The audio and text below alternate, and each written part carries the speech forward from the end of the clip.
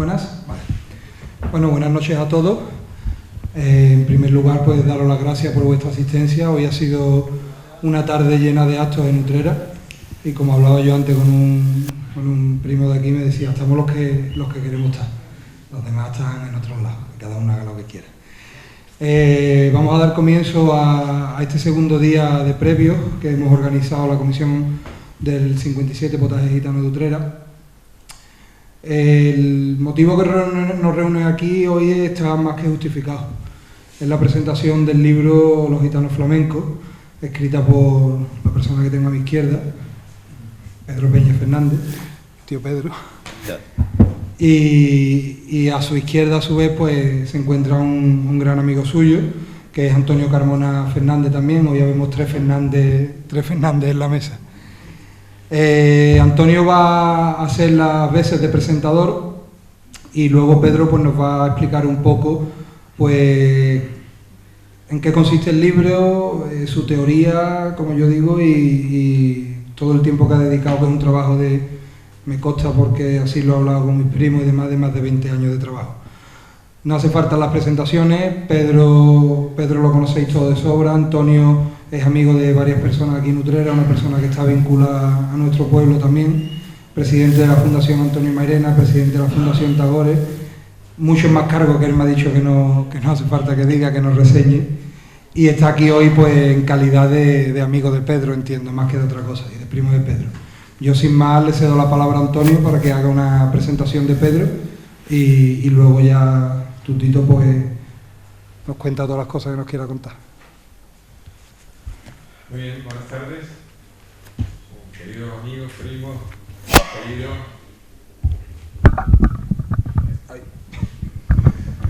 Todos los cables. Bien, como decía, buenas tardes. Para mí una alegría enorme ya encontraros aquí a todos, ¿no? Y encontrarme con vosotros. Yo, más que presentar a Pedro Peña, me tengo que presentar yo, evidentemente, porque Pedro Peña es sin duda una referencia esencial, hoy ya esencial. No quiero decir por su edad, sino por sus conocimientos, porque Pedro Peña es cantador. Antes que nada, yo creo que es cantador. Luego él dirá que exagero, no sé cuánto, pero es cantador. Aparte de que tenga un disco grabado o dos, lo que sea, pero es cantador fundamentalmente. Es cantador y bueno, es guitarrista, un guitarrista además esencial. Desde los años 70, 60 y tantos, 70, fue siempre, bueno, y sigue siendo un guitarrista una referencia esencial en todo lo que se llamó la época de los festivales. Y bueno, es una guitarra que todos pues habéis conocido y conocéis y sabéis y oís a diario, incluso los que degustamos el cante, la guitarra de Pedro Peña, acompañando, por ejemplo, no sé, a Antonio Mairena, o acompañando a su madre, o acompañando a su hermano, o acompañando a tío Borrico. Es decir, que la guitarra de Pedro Peña es sin duda una guitarra que no es, sin duda, esencial, básica, una referencia inexcusable para todo lo que significa la gran música gitano-andaluza. Bueno, también es maestro, es funcionario, maestro de escuela, un título que siempre le ha llevado mucha honra y que, bueno, él lo dice de estilo diminutivo, pero maestrito, ¿no? Pero es un maestro también, no solamente es maestro, guitarrista, es maestro, es auténtico maestro. Cuando ahora hay una moda de llamarse uno a otro maestro, pero él es el único maestro. Y bueno, y ahora tenemos una versión nueva, novedosa, que es la de tratadista. Su libro es un libro que, aparte de lo que se quiera decir de él, de lo que se pueda decir de él, yo diré únicamente que es un libro que hacía falta, que era necesario, y yo particularmente pues me he sentido personalmente muy agradecido, íntimamente. Ese agradecimiento que no se dice de una vez, se dice gracias, sino que se dice continuamente, se lo va diciendo uno a sí mismo, porque uno se reconoce en él. Y cuando tú te reconoces, como ante un espejo, te reconoces en él, entonces, pues claro, tú dices, bueno, ¿quién ha puesto este espejo tan bonito aquí? ¿Cómo hemos visto ese espejo ahí? Bueno, pues una auténtica alegría poder disfrutar de ese libro. Voces más autorizadas que yo, por ejemplo, Bernard Leblon, el gran tratadista sobre la música gitana y sobre los gitanos españoles, sobre todo andaluces, dice, voy a leer unas palabras de Bernard Leblon que dice: lo acabo de leer ahora mismo, casi de un tirón, y realmente, Pedro, tu libro me entusiasma desde la primera línea hasta la última. Sé que me conoces bastante para no dudar de mi sinceridad y me atrevo a decírtelo. Tu libro es para mí la obra única y definitiva sobre el tema. No le falta nada. Ha de ser hoy tan importante y más todavía que lo fue en su tiempo. Mundo y formas, de Molina y Mairena. Y es probable que despierte tantas o más críticas malévolas y racistas que nuestra Biblia flamenca. De todas formas, va mucho más lejos y ahonda mucho más la cuestión en todos los terrenos. Ya dejas de lado la precaución de Molina y Mairena al hablar de cante gitano andaluz. Pero el disfraz gitano andaluz no sirve, tienes razón, pero Pedro, el disfraz gitano andaluz no sirve para nada y las cosas se han de decir tales como son, o no los vamos a aclarar nunca. El título de tu libro es el idóneo, y si queremos hablar de flamenco hay que decir flamenco gitano, para distinguirlo de los demás, ya que hoy, al lado de la versión andaluza de origen folclórico, que tiene otras modalidades musicales y una estética tan distinta que parece opuesta, aparecen cada día nuevas formas que llevan a la usurpación de la palabra hasta límites inéditos. Estas son las autorizadas palabras de Bernard Leblon, un hombre ya muy anciano, pero que se ha pasado toda su vida pues grabando y estudiando y analizando el cante gitano. Bien, yo quisiera plantear esta tarde aquí, más que nada, un diálogo entre nosotros, y voy a empezar preguntándole a Pedro, ¿cuáles crees tú que son las aportaciones de tu libro? ¿O por qué el título de este libro, las aportaciones?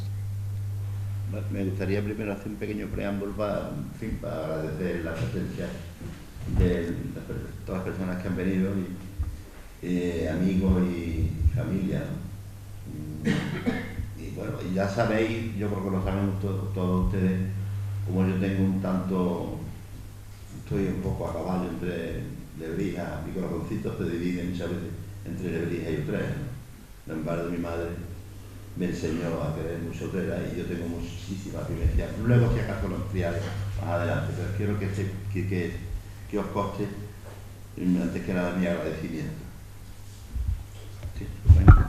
En cuanto, mi primo Antonio, al que le agradezco que haya accedido a venir, a hablar del libro y sobre todo a hablar conmigo, que nos gustamos y nos gusta estar juntos. Y como él nos ha dicho antes en el patio, fueron años que estuvimos luchando juntos por una causa que ya ustedes conocen, que es por nuestra gente, y que sufrimos mucho, pero que también, como él bien dice, nos reíamos también mucho. Es que conectamos muchísimo, en el espíritu conectamos muchísimo. Entonces ya directamente voy a ver si... ¿Qué aportaciones? Bueno, dímelo otra vez, por favor. Las aportaciones de tu libro. Las aportaciones. Pues, ¿cómo te diría? Yo creo que el libro, de sobremanera, lo que hace es invitar a una revisión del flamenco.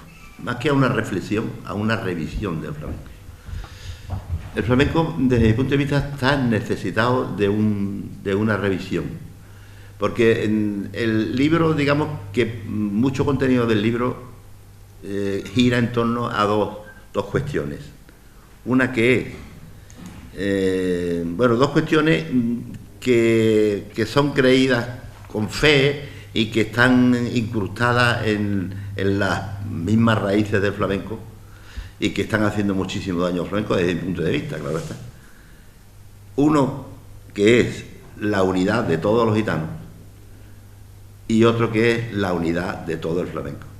El libro gira en torno a esas dos unidades, de las que yo intento de abatir, de tirar por tierra, porque no es verdad que ya saben ustedes, bueno, no lo saben, pero si leen el libro, los que han leído saben que el libro está documentadísimo. Yo diría que, por lo menos esa es la expresión que me han dicho. O sea, que es una, aparte de una visión personal, yo creo que, hombre, estamos aquí con Pedro Peña, que su visión personal ya vale, ¿no? Porque ya he dicho, o sea, es una persona que ha vivido y que conoce perfectamente ese medio, pero más que una visión personal es también un tratado, es un estudio, no es solamente exacto, una visión personal. Exacto. Eso era, bueno, claro, es una visión personal, pero contrastada con todo lo que he podido yo visionar y podido leer en los libros, en todo, en libros, revistas, periódicos, radio, televisión, incluso internet. Todo eso lo he ido yo contrastando con lo que yo siento, con mi vivencia. No solo como digo yo, las vivencias que he tenido por ser profesional, ¿no?, de este arte, por lo menos 50 años, medio siglo, sino por las vivencias que para mí son las más importantes, las que yo he vivido en mi familia y las que he vivido cuando mi familia se ha relacionado con otras familias, ¿no? Entonces el libro, digamos que es fruto de esa contrastación, pero que por eso, al contrastar lo que yo veo y lo que yo observo, leo, con lo que yo he vivido y siento, pues veo que ha ido esas dos falsas unidades que están ahí todavía, digamos, asumidas por la mayoría de las personas que entienden y hablan de flamenco.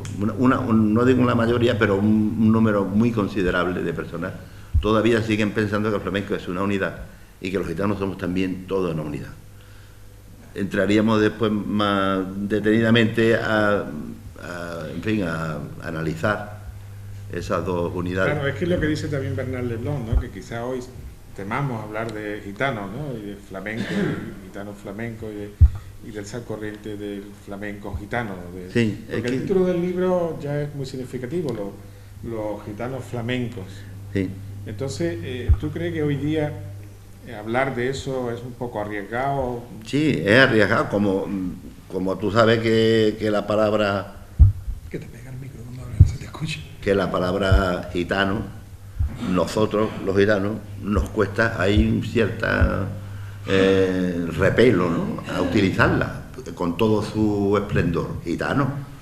Sin embargo, bueno, pero eso viene de lejos, que también se explica en el libro, ¿verdad? Y por eso, digamos, el trueque por la palabra flamenco. Pero en lo que respecta a los gitanos flamencos, yo le llamo así, porque, verás tú, hasta ahora la tesis de Antonio Mairena y de Ricardo Molina, aunque también estuvo citado y manejó ese concepto de Mófilo también, el padre de los Machados, era de llamarle gitano andaluz, y la verdad es que ha prevalecido durante muchísimo, bueno, sigue prevaleciendo todavía, desde el 63, que fue cuando Antonio Mairena y Molina editaron el Mundo y Forma de Cante Flamenco, un libro, bueno, considerado como el Catón y la Biblia del flamenco, de manera que durante 15 años mínimo no tuvo ninguna contestación y todo fue asumido por toda la gente, no hubo nada nadie que le objetara nada a esa obra. Pero bueno, ya también es otra historia que podíamos analizar, que a partir del 78, con la búsqueda de como te digo yo, de signos que realzaran la autonomía andaluza, entonces se fue acaparando el flamenco también. Pero a lo que yo iba, de que me estoy perdiendo, y termino, Antonio Mairena y Ricardo Molina llamaron gitano andaluz, pero si bien se observa todos los contenidos del flamenco, los contenidos nuestros, que empezando desde las Elianas, desde el Alboreá, desde los romances, desde los 40 soleá que existen, las 70 siguirillas, las tonás, las deblas, los tangos, me dejo algo por ahí. Bueno, pues todo ese contenido no pertenece en exclusiva a los gitanos que lo han creado, y esos gitanos que lo han creado que puede estar en torno a los 70, a los 80, todos son de las provincias de Sevilla y de Cádiz. Todos. O sea, los creadores de esas músicas, todos son nacidos de Triana, después te vas para Barcalá, te vas para Mirena, Utrera, Lebrija, Jerez, Los Puertos, San Lucas, Cádiz, y San Lucas, San Fernando, Morón, todos estos pueblos acogen a estos gitanos que son los que han creado este tesoro musical, ¿no? Pero, ¿y tú, este muestrario. ¿A qué crees tú que se debe esa resistencia que ha habido a reconocer eso? Sí, espérate que termine, si me permite tú. No, es que a lo mejor lo dejo a media para alguna. Entonces, si esto es, digamos, privativo, esta olla musical, este muestrario musical, es privativo de los gitanos de Sevilla y Cádiz y no de ninguna otra provincia, no digo ni de España, sino ni de Andalucía siquiera, pues entonces lo de gitano andaluz se queda, no vale. A mí particularmente no me vale, porque estamos metiendo a Andalucía en un terreno que no es propietaria de estos, los únicos propietarios, ya digo que es privativo, de estos gitanos, de las familias gitanas de Sevilla y Cádiz. Por tanto, en vez de gitano andaluz, yo le llamo el cante de los gitanos flamencos. Habría que analizar lo de flamenco también para darle contextura también al tema, pero en fin. Bueno, los flamencos, porque el flamenco a lo mejor tiene algo de folclórico, ¿no? Dices tú, de folclórico que no tiene que ver con... No, lo de flamenco, la palabra en el libro viene avalada por tres investigadores de una talla magnífica, ¿no? Bernal Leblon, como tú has mencionado antes, está Félix Grande, y está Antonio Gómez Alfaro. Incluso también hay una mención del bachiller Revoltoso. Entonces, digamos que los cuatro, pero sobre todo a mí me importan más los tres, estos que son recios investigadores, gente de una credibilidad magnífica, o sea que hay que creerlo porque son investigadores de una talla inconmensurable. Dicen que el flamenco nos viene porque en la guerra de Flandes, hacia mediados del 16, los gitanos son reclamados para que sirvieran en los tercios de Flandes. ¿Por qué eran reclamados? Sencillamente porque conocían los caballos de las caballerías, conocían los fles de los carros, hacían lanzas, hacían los obuses, las espadas, eran el dominio de la herrería, el manejo de las forjas de la herrería. Y eran llamados allí, cuando venían, pues le llamaban gitano flamenco. Y entonces, al decirle gitano flamenco, fue como dijeron ellos, fenómeno, ya no decimos gitano, porque lo de gitano era perseguido por todas las pragmáticas, las más de 280 órdenes pragmáticas, consejos y tal, casi todas iban a prohibir el nombre de gitano, la lengua, sus vestidos, el traje, entre otras cosas. Pero lo que iban era, digamos, a la palabra gitana, anularla por completo. Entonces tú que eres gitano dices, sí, pues yo me llamo flamenco. Y entonces empezaron como ese trueque, como una especie de parapeto, ¿no? Sí. Flamenco. Y nos seguimos llamando flamenco. A ver, los gitanos que estamos aquí, nos decimos flamenco igual que gitano, ¿no? ¿O no tiene esa misma equivalencia? Creo que sí, ¿no? Pues seguimos todavía con esa inercia de llamarnos flamenco también en lugar de gitano. Es que la palabra gitano nos repele, nos parece que es demasiado fuerte, ¿no? Nos asusta.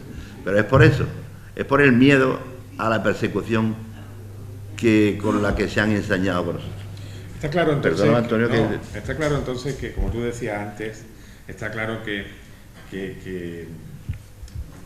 ese cante llamado flamenco pues tiene una base, un nacimiento, un origen, en unas cuantas familias que van de Sevilla a Cádiz, ¿no? Por todos esos pueblos que tú has citado antes, efectivamente. Eso lo reconoce todo el mundo. Sin embargo, o sea, hay una resistencia, sobre todo el año, como tú dices, del año 78 para acá, había una resistencia grande a reconocer eso abiertamente, y cuando se ha reconocido, se nos ha tachado a quien lo haya dicho, pues, de que somos radicales o que mantenemos una actitud racista incluso. Sí. ¿Esa resistencia tiene algún sentido hoy día, reconocerlo evidente? Sigue teniendo vigencia lo que yo dije cuando a partir de 1978, con la proclamación de la autonomía andaluza, quierase o no, analizando la situación de la cultura andaluza, como dice Caballero Bonal, la Andalucía no es una entidad inequívoca en cuanto a cultura, lo dice clarísimo, ¿no? Es verdad que hay rasgos culturales, pero también es verdad que no tiene una solidez, una condensación, algo inequívoco, como dice, que distinga a Andalucía como otras regiones. Andalucía, como saben ustedes, fue repoblada a partir de la conquista de Alfonso X y de Fernando III, sobre todo, 1248-50. Fue repoblándose con gente de Castilla la Nueva, Castilla la Vieja entonces, Aragón, Navarra, Santander, Galicia, Asturiano, Aragón. Fue repoblándose. ¿Qué pasa? Que al repoblarse muchos aguantaban porque las dificultades eran grandísimas, las guerras eran constantes, y entonces muchos de ellos no aguantaban, se iban otra vez para su tierra de origen, otros venían, y en ese tumulto de, ¿cómo te diría?, de aluvión, ¿no?, de personas que llegan a Andalucía, también entran en ese momento los gitanos. Hacia mediados del 15, un poco quizás antes, mediados del 15, entran los gitanos. Se encuentran con ese estado de las cosas, la gente que van, que viene, que el miedo, que el moro, que hay que luchar, y claro, como dice, me parece que Cristina Segura, dice, bueno, en todo el que quiera quedarse, digamos que le daban facilidades, y era bienvenido. Si los gitanos aguantaron, digamos que entre los gitanos que aguantaron y los que venían de Castilla y de la parte norte de España, aguantaron, pues consolidaron una singularidad para Andalucía. Por eso la convivencia que hoy tenemos nosotros, lograda entre gitanos y no gitanos, en Andalucía, digamos, no Andalucía, sobre todo Andalucía la Baja, es digno de ejemplo, de ponerse en ejemplo para España y para Europa y para todos los sitios donde hay proclividad a que desemboque en conflicto, como tú y yo hemos vivido más de una vez. Eso aquí no pasa. Es verdad que todo eso tú lo desarrollas muy bien en tu libro, y además de manera contrastada, con fuentes, con citas de autores. Vamos, uno cualquiera que se haya interesado un poco por el desarrollo de la cultura gitana en estos sitios, en Andalucía la Baja, lo comprueba. O sea, eso es un esfuerzo de síntesis que ha hecho ahí que vale la pena, ¿no? Prácticamente, además, es casi la mitad del libro. Sí. Y eso avala en gran medida lo que viene después, ¿no? Porque tú dices en algún momento que la gitanidad es la base de los flamencos. ¿Tú podrías un poco hablar en esta línea? Creo que la base común de todos es la gitanidad, está claro. Nosotros somos gitanos flamencos.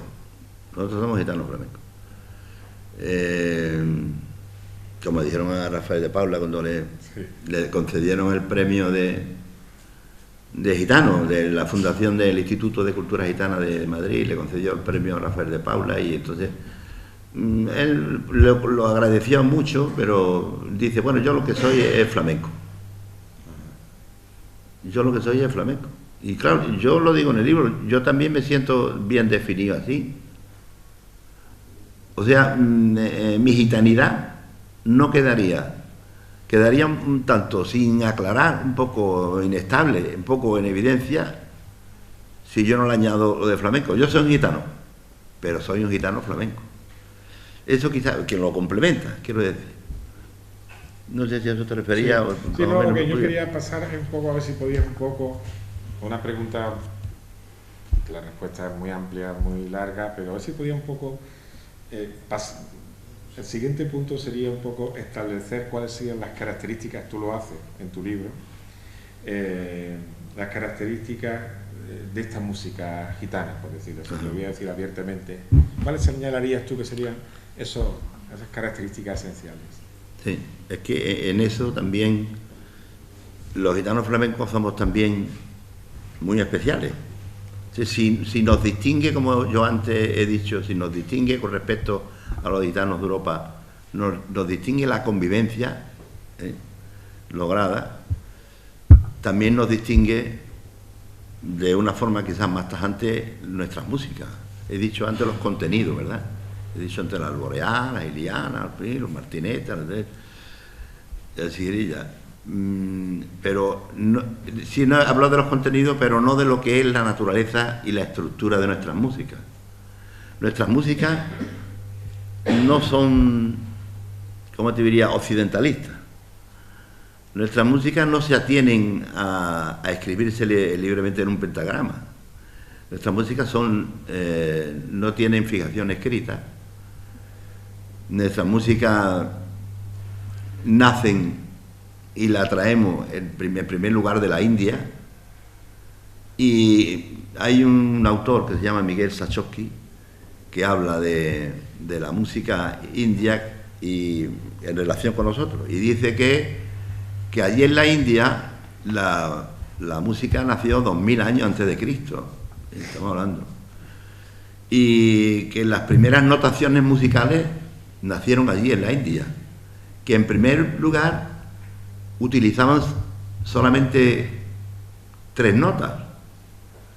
Curiosamente, observen ustedes cómo nosotros no necesitamos de más notas para cantar, por ejemplo, por sigrilla. Con 3 notas tenemos suficiente. Después la música india, como he dicho antes, no tiene fijación escrita. Se aprende de los gurús que son los mayores, como nosotros aprendemos también de los mayores. Se va transmitiendo de generación en generación, de los mayores sobre todo aprendemos. Por otro lado, la división que hacen los indios de los tonos es distinta a la occidentalista. Es decir, que si los indios llegan a dividir en shruti, que le llaman ellos, que son cuartos de tono, 22 cuartos de tono en una octava.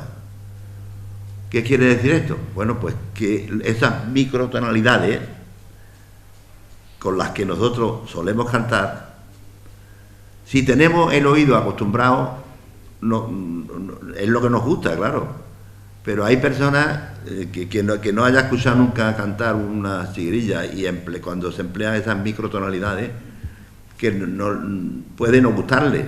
¿Por qué? Porque parece que el oído que el que canta está desafinado, o parece, no sé, que hay que tener un poco el oído avezado y acostumbrado a esa forma de expresarse musicalmente con microtonalidades. Luego tenemos los compases.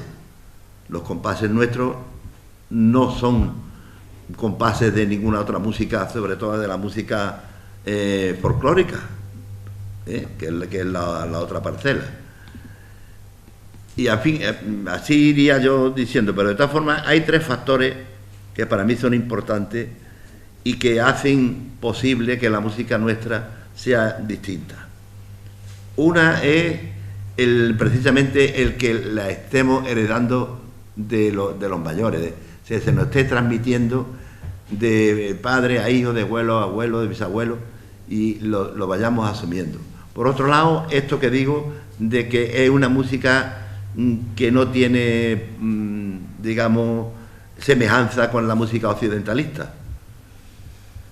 Y por otro lado, que es muy importante, están impregnadas de situaciones de vivencia que, como yo veo en el libro, han sido secuenciadas a través de un pasado de intransigencia y de sojuzgación, de persecución. Y esas tres cosas hacen que estas músicas sean tan insólitas que no tienen parangón con ninguna otra música del mundo. Cuando dicen que el flamenco es tan importante, que no tiene, ¿verdad?, en el mundo, y que contrasta con todas las músicas, lo que hace que el flamenco contraste con todas las músicas del mundo es la aportación que los gitanos hacen de su música al contexto del flamenco en general. Pero son esas músicas, las músicas de los gitanos flamencos, las que lo hacen distinto y diferente. Entonces, un poquito de agua. Sí, de agua, ¿no? Yo lo que quería un poco era eso. Vamos, ¿tú qué horizonte le ves a esta música? ¿Qué horizonte? No te digo el futuro, porque nosotros no somos adivinos, ¿no? Pero, ¿qué horizonte tú le ves para esta música? ¿Tú cómo seguirías? Yo me estaba acordando ahora de Demófilo y de Antonio Mairena.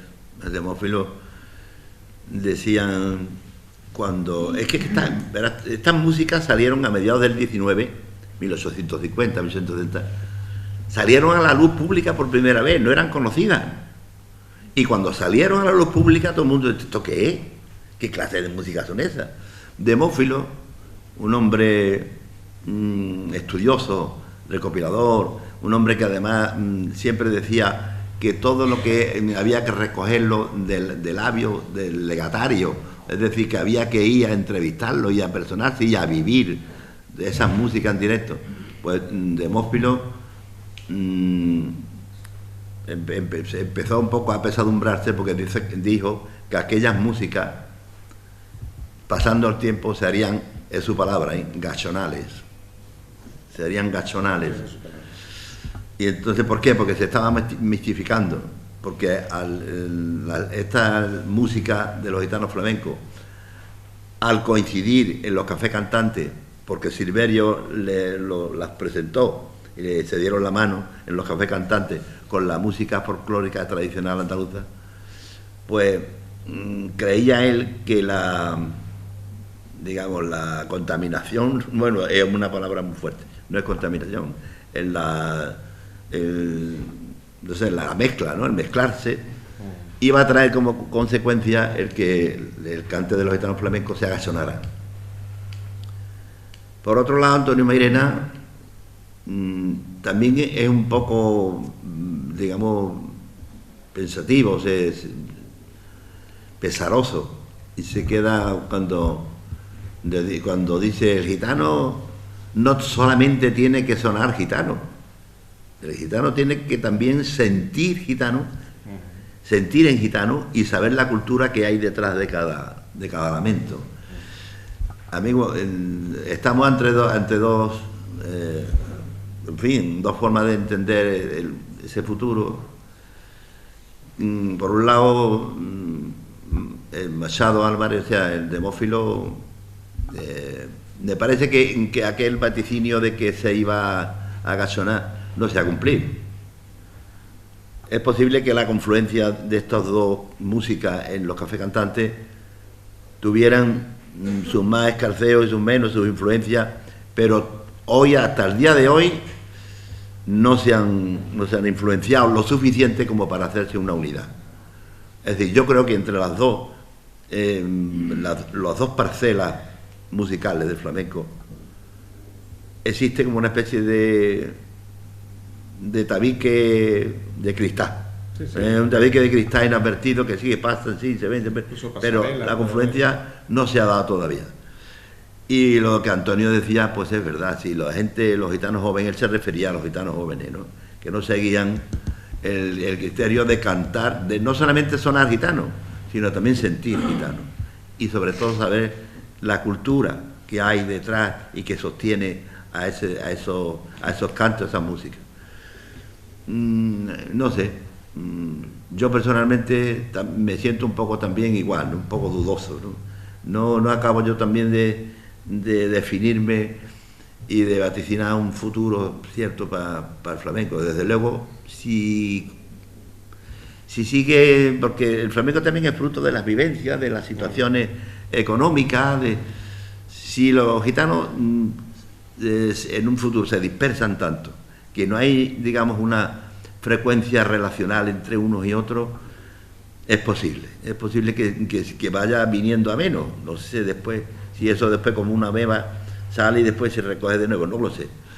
Por cierto, mejor lo dejo en la duda, pero tengo también mi pesar, me siento pesaroso ante el futuro. No lo ve. No lo veo claro. Claro, es que esa música fue un lenguaje, ¿no? Propio, casi un idioma. Sí, señor.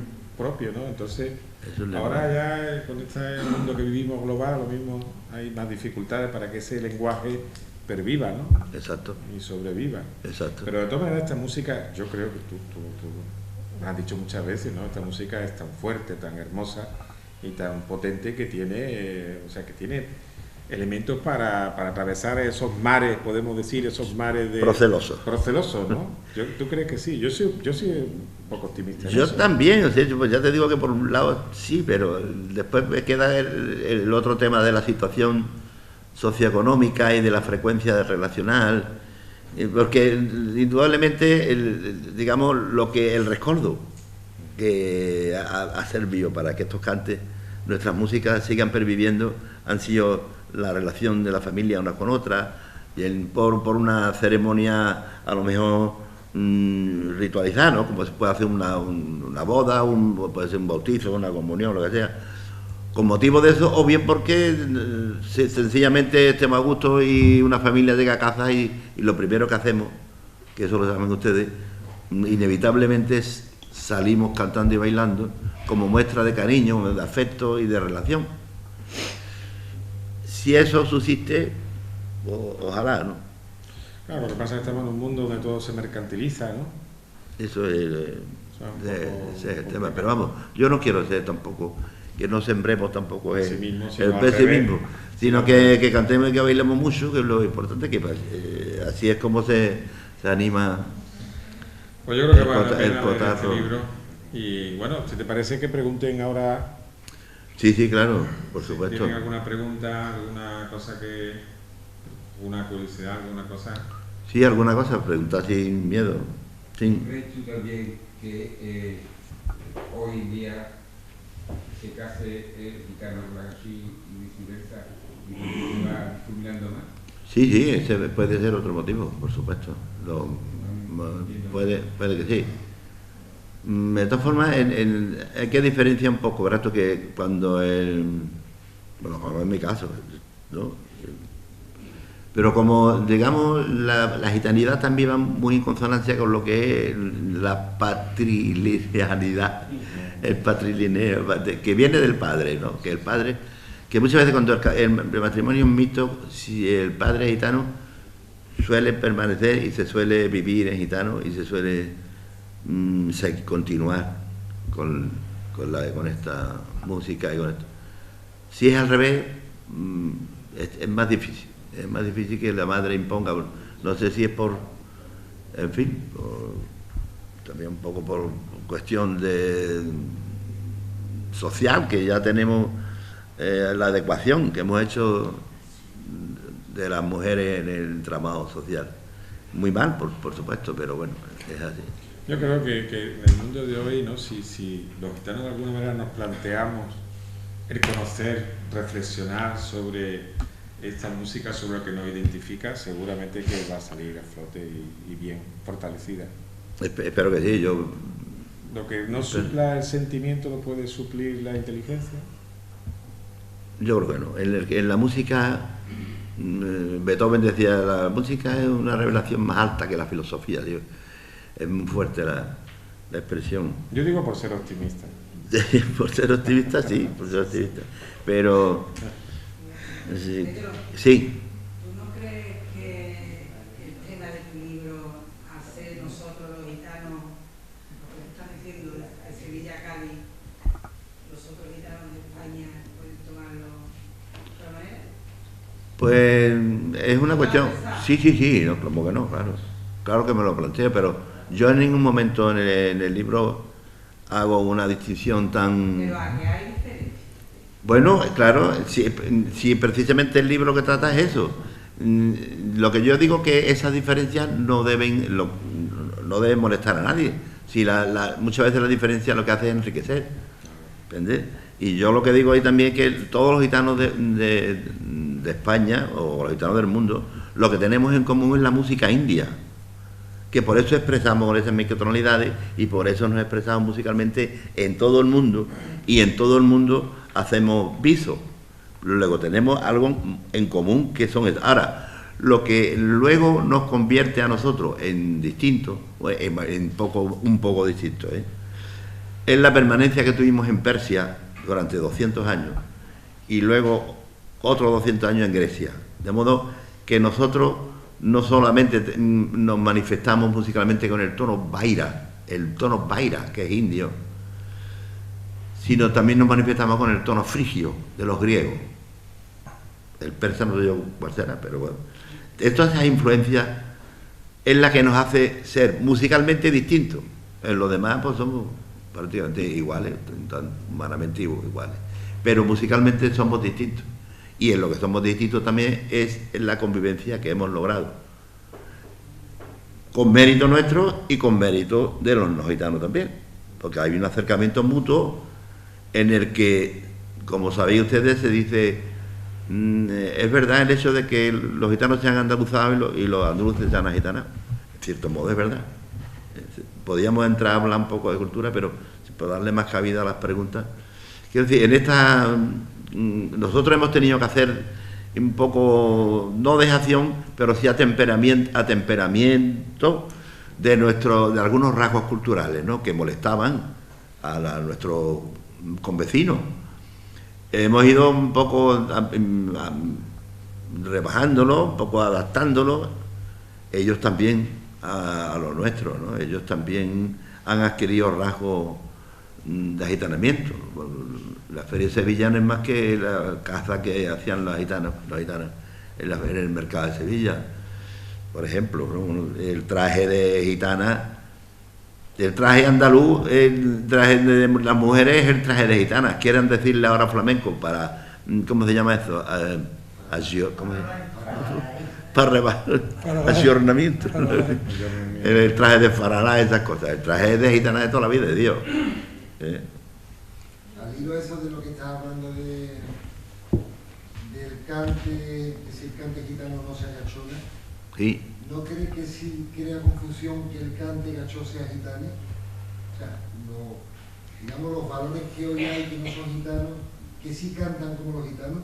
Sí, Que lo sí. intentan. ¿No crees que eso ayuda un poco a la confusión? Sí. Intentan, ¿no? De todas formas, sí. Es que verás tú, en eso, yo lo menciono en el libro que cuando es el caso de Elvis Presley. Elvis Presley, saben ustedes que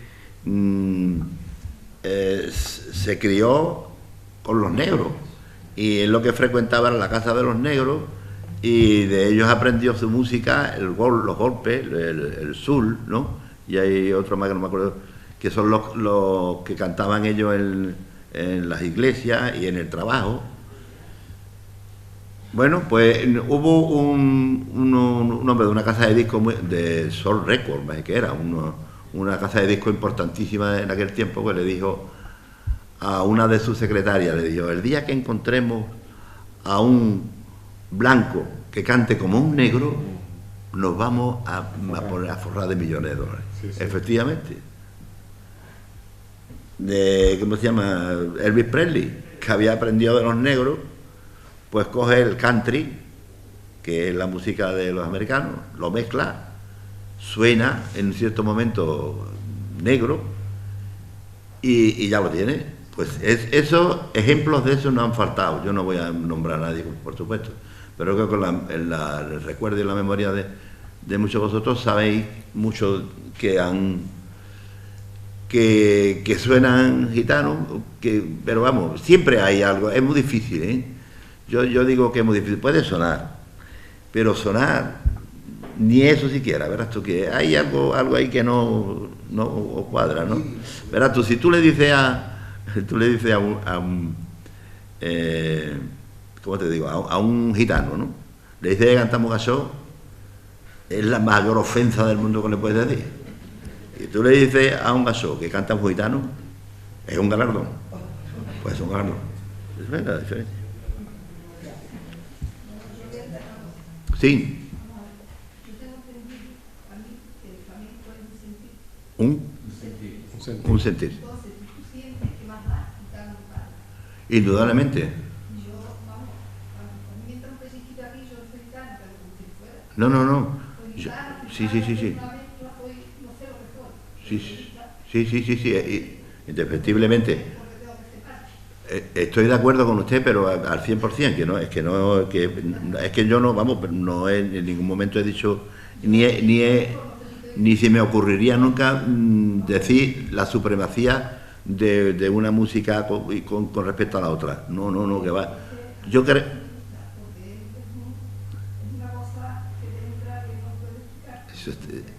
Eso sí.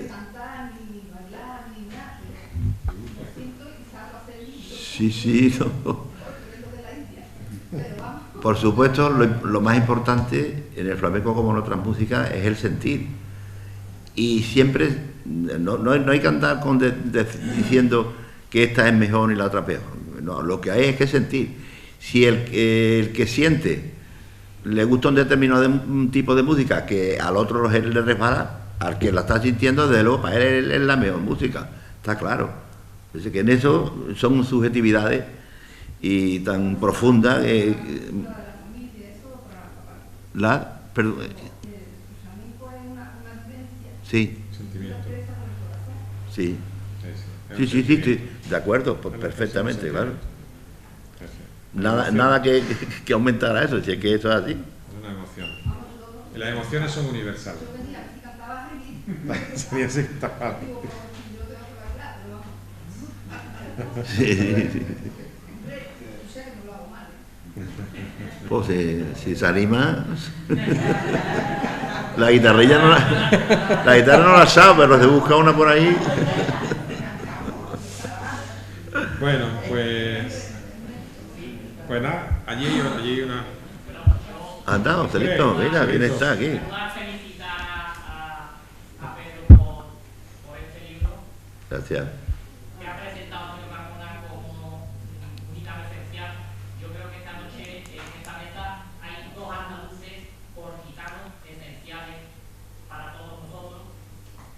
Y de la lectura de tu libro se sacan muchas conclusiones y muchas dudas.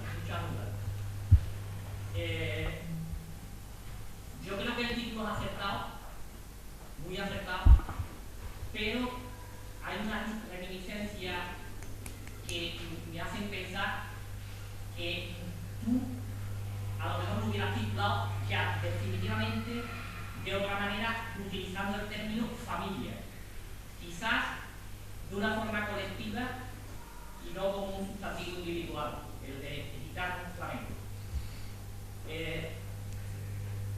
El sentirse partícipe de familias que han hecho posible que el flamenco llegue a ser lo que es hoy, ¿qué significa para ti? Eso partícipe tú de...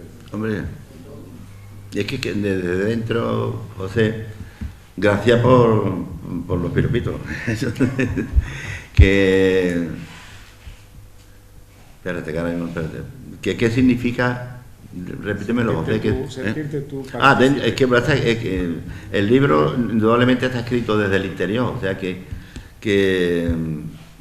claro, es difícil. Yo, como digo, por ejemplo, en la introducción yo no me he hecho flamenco, por ejemplo, ¿no? Es lo que lo digo. Yo no he ido al flamenco porque el flamenco me ha gustado, como me puede gustar una bella puesta de sol, ¿no? Yo no me he acercado al flamenco, ¿no? El flamenco ya estaba en mí, como en ti, como en Antonio, como en todo. El flamenco estaba ya en nosotros. Pues yo digo, como un eslabón más de esa larga cadena de transmisión. Yo ya nací del vientre de mi madre, nací, crecí, viví y existió toda mi vida como flamenco. Por tanto, la visión del libro, desde luego, desde el interior. Claro, que digamos que para saber lo que hay en un mar de coral, pues hay que profundizar, te tienes que profundizar, ¿no?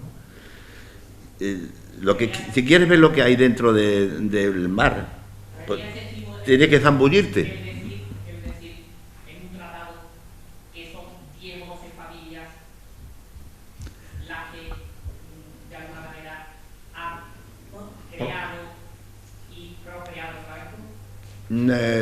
Yo creo que son pocas, yo creo que son más, con toda la sinceridad te lo digo. Yo en el libro me parece que menciono, pues no lo sé ahora mismo, pero por el orden de 20 o así, ¿no? Que tampoco soy muy prolijo, tampoco me extiendo mucho. Pero es verdad que son, no es de todos, ¿no? Pero sí es verdad que son todas las familias. Por lo menos las familias que conozco, gitanas utreras, las de Triana también, los gitanos de Triana cantan igual que nosotros, los de Alcalá, los de Lebrija, los de Jerez, los de Cádiz. Son todos iguales, de verdad que todos respiran, cantan igual y sienten y tienen, digamos que participan de la misma cultura, ¿no? La misma concepción de la existencia, de la vida, la misma jerarquía de valores, incluso muchas veces el mismo sentido del humor. Yo creo que podrían ser en torno a las 20 o 20 y tantas familias, pero dentro del contexto de todas las familias que hay en eso, yo creo que son más familias importantes, digamos, pero después también hay familias que no son las que han creado, pero que también, digamos, explayan y materializan el cante y el baile, ¿no? Aunque no sean las creadoras, pero posiblemente las creadoras no vayan más de 20. Posible. Bueno, ya para un poco ir terminando, Pedro, yo simplemente darte pues un poco la oportunidad de que me digas aquí públicamente si al escribir el libro te has quedado tranquilo o piensas que tienes que seguir. No, escribiendo más, pero bueno, una vez ya está, me ha costado mucho esfuerzo nos mete mucho tiempo, ¿no? Y bueno, satisfacción también. Satisfacción también, sobre todo por cuando siente que a personas, que sean pocas, que lo han entendido y que han asimilado el mensaje del libro, porque el libro de alguna forma va también dirigido a la juventud, a la juventud, sea gitana o no, pero sobre todo a las gitanas va dirigido. Es un mensaje para que sigan escribiendo, para que si este es el principio de un libro hecho desde la interioridad, que no se quede ahí, que sigan escribiendo, y sobre todo ahora que tenemos la suerte de gozar de más niños preparados, ¿no?